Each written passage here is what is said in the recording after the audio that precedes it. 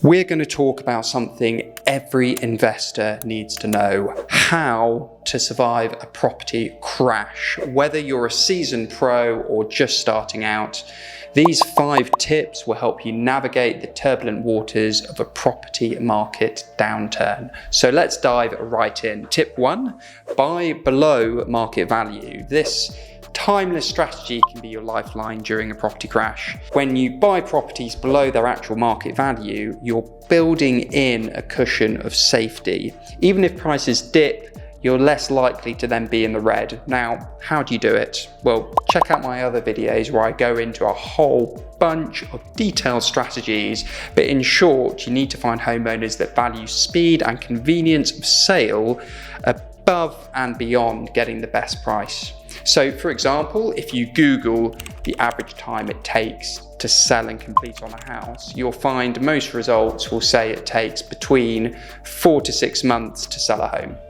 Well, what if someone needs to sell within a week, a month, or a few months? What if someone is selling their home to someone today and that buyer pulls out tomorrow and they need to replace that buyer? There are so many situations where sellers are willing to consider a lower price if you can offer that assistance to step in and purchase reliably. I've got a whole bunch of videos on this channel where I go into this in detail on how to find below market value properties, so check those out if you're serious about getting good at it.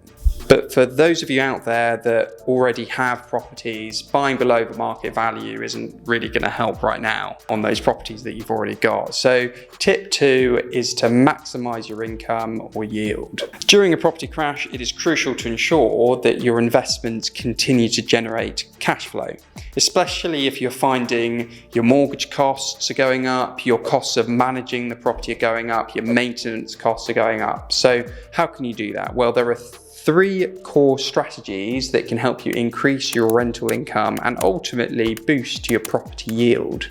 Strategy 1 is to simply increase your rents. It sounds so obvious, but it is amazing how many landlords I come across that just allow rents to roll over year by year. You need to imagine if the property was empty, what is the highest rent you could charge and it actually rent?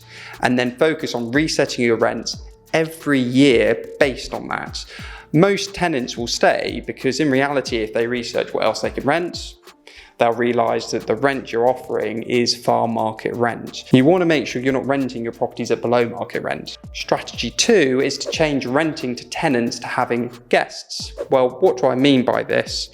It's converting standard buy-to-lets to serviced accommodation. Now, not every property will be suitable, but if you've got a buy-to-let in an area where there is a demand for people searching to book rooms or properties on sites like Airbnb or Booking.com, converting your property can literally double or triple your income. Plus, the added benefit is the rights of guests are entirely different to that of tenants. If a tenant stops paying you rent, you have to go through an eviction process that takes months, it's expensive. With guests, if they don't leave, they're trespassing. You could literally call the police. Strategy 3 is rent your property by the room instead of as a whole property. So if you don't fancy the serviced accommodation route because you prefer the reliability of having a tenant paying or tenants paying month by month rather than guests paying by the night, and you've got a 2-bed, 3-bed, 4-bed property, then rent out the rooms with the living space being shared.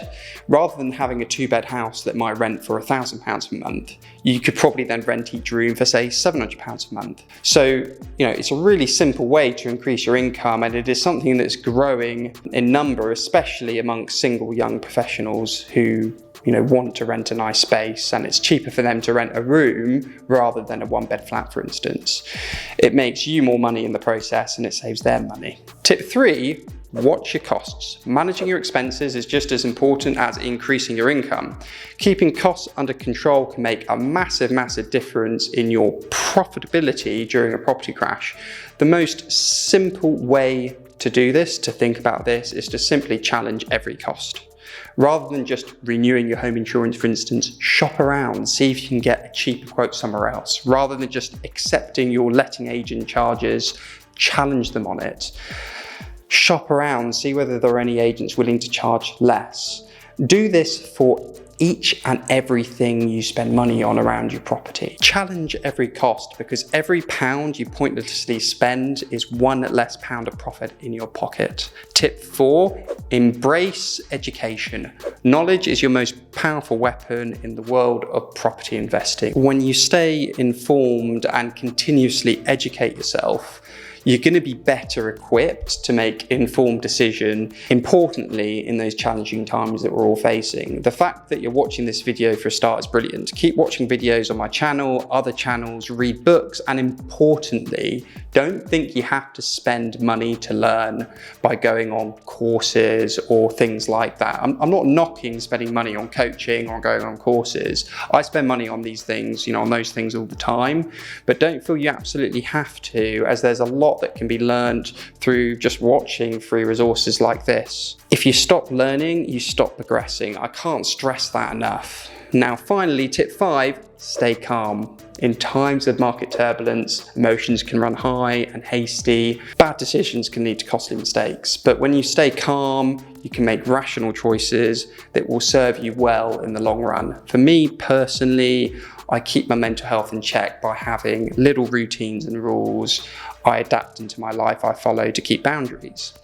I came to these things over years by trialing different things. The things that worked, I kept doing. The things I felt didn't help, I stopped. So for example, the things I find work really well for me now is I won't have my phone on me when I'm at home. I keep it in the front hallway. I never take my phone upstairs at home. So when I go to bed or wake up in the morning, my phone is not in my room, it's not near me. For me, it stops me obsessing over my phone, checking my emails every 5 minutes. The other major thing I do, which is going to sound extreme, is I have an ice bath every morning. So I'll pop into the garden, hop into the tub for a few minutes, and I find that does wonders to clear my head. Never found that when I get out ice bath, I'm anxious, whereas, before that, I'd sometimes find I'd wake up feeling anxious. So, that did wonders to kind of snap me out of that routine of anxiety in the morning. Now, for me, all these things are things that have helped me step into a positive mindset at the start of each day so that I'm more likely to stay calm and in control when those challenges arise. You might have other things that suit you, but these are the things that suit me. So there are my top 5 tips to surviving a property crash. Buy below market value, maximize your income, watch your costs, embrace education, and stay calm. Remember, these strategies are not just for surviving downturns, but for thriving in the world of property investing. If you found this video helpful, don't forget to give it a thumbs up and subscribe to my channel for more valuable insight. And as always, if you have any questions or want to share your own tips, feel free to leave a comment below. Thanks for tuning in, and we'll see you in the next video. Bye.